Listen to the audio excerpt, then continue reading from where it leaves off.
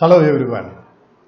In this video, I am going to discuss with you a problem related to issue of shares with oversubscription, forfeiture and reissue of forfeited shares. I am Dr. Soundararaj. These are all a few details about me related to my career.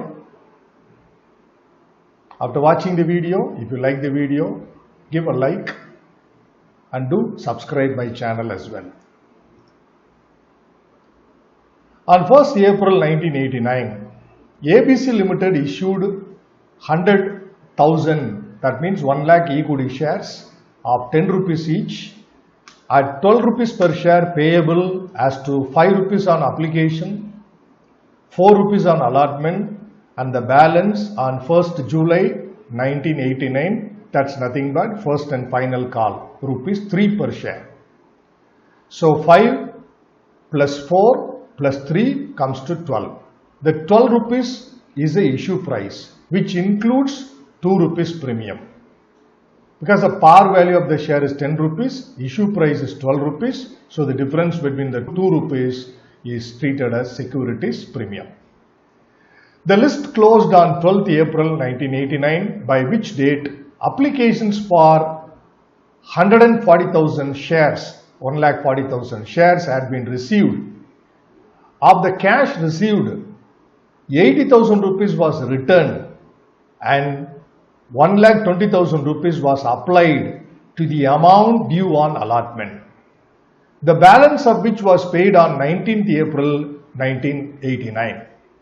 All shareholders paid the call due on 1st July 1989 with the exception of one allottee for 1,000 shares. These shares were forfeited on 30th November 1989 and reissued as fully paid at 8 rupees per share on 2nd January 1990. Past journal entries in the books of ABC Limited.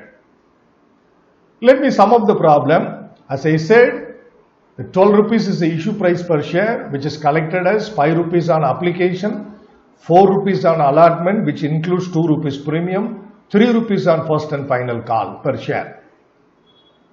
They have received applications for 1,40,000 shares, whereas the company is ready to issue only 1 lakh shares at the rate of 12 rupees per share. Of the cash received on applications for 1,40,000 shares, 80,000 rupees was returned and 1,20,000 rupees is a money, application money, which was applied, excess application money retained was applied towards the amount due on allotment on 1 lakh shares which are allotted. The balance on allotment was collected on 19th April 1989. All the shareholders paid the call money also, the call money of 3 rupees per share, except one shareholder to whom 1,000 shares were allotted. Therefore, the company made a call, the first and final call of 3 rupees per share on 1 lakh shares, 100,000 shares. But the shareholders to whom 99,000 shares were allotted paid the call money of 3 rupees per share promptly, whereas the one shareholder to whom 1,000 shares were allotted failed to pay the call money. Followed by the company served him a notice and forfeited those 1,000 shares. Those 1,000 forfeited shares were reissued at the rate of 8 rupees per share on 2nd January 1990. You are asked to pass journal entries in the books of ABC Limited. Let's look at the journal entries. First, let's receive the application money on 1,40,000 shares. Though you are ready to issue only 1 lakh shares, when applications are submitted, you receive all those applications and then decide whether to accept them fully or reject them partially, or making use of excess application money towards allotment money due and all that you decide later. First, you receive the application money. Bank account debtor, when money comes in, you debit bank. In which name it comes in? In the name of share application. So, to share application account. 1,40,000 into 5 rupees, it comes to 7 lakh. Being application money at the rate of 5 rupees per share on 1,40,000 shares received. Second journal entry, after collecting application money, you have to close the application account. How? You first transfer the application money on 1 lakh shares to share capital account, because you are able to issue only 1 lakh shares. So that money should be transferred to capital. Capital is what balance? Credit balance. In the previous journal entry, you credited share application account. If you want to close it, it has to be debited. Very simple logic. If you want to close a credit account, it has to be debited. That's what. So share application account debtor to share capital. 1 lakh into 5 rupees, 5 lakhs. Being transfer of application money on 1 lakh shares to share capital account. Then two other activities they have carried out in relation to application. 80,000 rupees of the application money received, that's the excess application money received, was returned.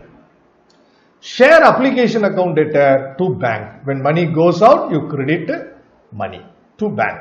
Being 16,000 share applications rejected and the money was refunded. You still have 1,20,000 rupees excess application money. As you are directed in the problem, that excess application money will be transferred to share allotment account and adjusted against the allotment money due on the 1 lakh shares which you have decided to issue. So share application account debtor 1,20,000 to share allotment 1,20,000. Being application money, surplus application money on 24,000 applications are adjusted against allotment. You can also do posting of a combined journal entry. What is that combined journal entry? Instead of passing 3 journal entries on April 19th, 1989, you can pass 1 combined journal entry. What is that? Share application account debtor 7 lakhs, to share capital 5 lakh, to bank account 80,000, to share allotment 1,20,000. Being the share application account is closed. It's enough. And move to the next one, you go to make a share allotment on the 1 lakh shares. Now you are making allotment. Share allotment account debtor 1 lakh into 4 lakhs. To share capital 1 lakh into 2. To securities premium 1 lakh into 2. Being allotment is made on 1 lakh shares at the rate of 4 rupees per share, which includes 2 rupees premium per share. Now you go to collect the balance allotment money. Please understand, the total allotment money due on 1 lakh shares is amounted 4 lakhs. Since we have already adjusted 1,20,000 rupees of excess application money against allotment, we can only collect the balance 2,80,000 rupees from the shareholders to whom we have allotted 1 lakh shares. So bank account debtor 2,80,000 to share allotment 2,80,000 being the balance allotment money received. Now we go to make the first and final call. There is only one call. Share call account debtor 1 lakh into 3, it comes to 3 lakhs. To share capital 1 lakh into 3 being call money of 3 rupees per share due on 1 lakh shares. The company has received call money on 99,000 shares, not on 1 lakh shares, because the allottee to whom 1,000 shares were allotted failed to pay the call money. So now 99,000 into 3, it comes to 2,97,000. So being receipt of call money on 99,000 shares. Now let's go to forfeit those 1,000 shares after serving notice. Share capital account debtor. This is the called up value per share excluding premium. We have called 12 rupees per share till date, till this particular stage. But in this journal entry, I keep on emphasizing the fact that you have to consider only the called up value excluding premium till the date of forfeiture. So share capital account debtor 1000 into 10, 10,000. To share call account which he has not paid 1000 into 3. To share forfeiture account which he has paid per share excluding premium is 7. Including premium he has paid 9. 5 on application, 4 on allotment. If you separate premium, the balance is 7. So 1000 into 7, it comes to 7,000, being forfeiture of 1000 shares of 10 rupees each for non-payment of call money of 3 rupees per share. Now let's go to reissue those 1000 shares. Bank account debtor, each share is reissued at the rate of 8 as per the problem. So 1000 into 8, it comes to 8,000. Therefore, what is the loss on reissue per share? 10 rupees is the par value. Minus 8 issue price, the 2 rupees which you calculate is nothing but loss on reissue. That loss on reissue per share will be adjusted against the share forfeiture account of those shares. So, share forfeiture account debtor 1000 into 2, 2000. To share capital account 1000 into 10, 10,000. Being all the forfeited shares reissued at the rate of 8 rupees per share. Once the forfeited shares are reissued, we cannot continue to maintain the forfeiture account of those forfeited shares, forfeited and reissued shares. Therefore, that forfeiture account has to be closed by transferring the balance, if any, to capital reserve account. Now, if you look at this journal entry, the share forfeiture account is credited with this 7,000. This 7,000 is the amount excluding premium the shareholder at default had paid on the 1000 shares.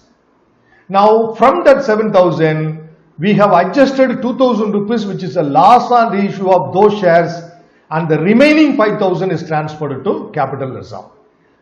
So, share forfeiture account debtor 5,000 to capital reserve 5,000. Being balance in share forfeiture account transferred to capital reserve. I would like to share with you one important point that with regard to this particular aspect. In other countries, in many other countries, including Australia, the surplus in the share forfeiture account will not be retained by the company. That used to be returned back to the original shareholder who made a fault in paying the call money. But in India, as per the rule we follow, we don't return it back. We retain it, but we transfer it to a new account called capital reserve and retain with the company itself. Thanks for watching this video. I'll meet you in another video. Have a happy learning.